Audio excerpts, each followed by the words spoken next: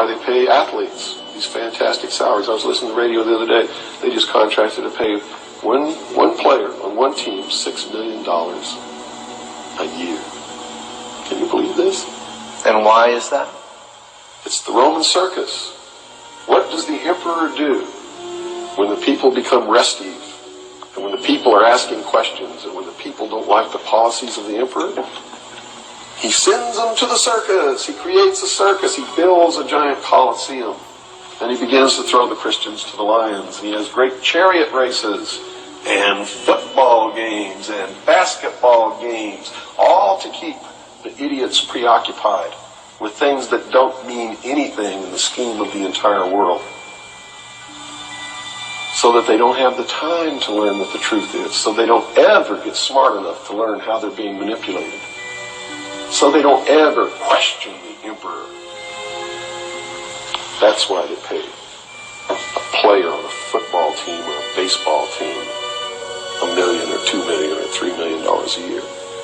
It is the Roman circus. I know men who don't know anything in the world except who plays third base for the Mets. And they think that's a great accomplishment. And they meet and pat each other on the back and bond and go have cocktails and talk about what this guy that plays third base for the Mets did in last night's game. It's sad. It's really sad. Is there any room in a kind of society where these manipulations are not taking place for this type of entertainment or any type of entertainment at all?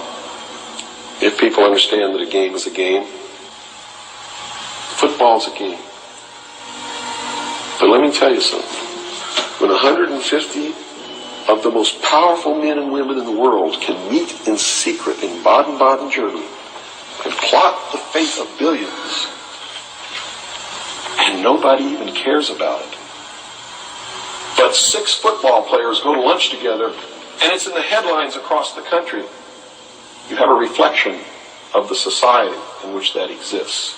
And it is a sick society that is doomed to self-destruction. So based on that scenario, there's some truth into what these men are looking at. Absolutely, and that's what makes me so sick, is that I'm trying to wake up a people who on a daily basis are proving the ones that I'm warning them about to be right.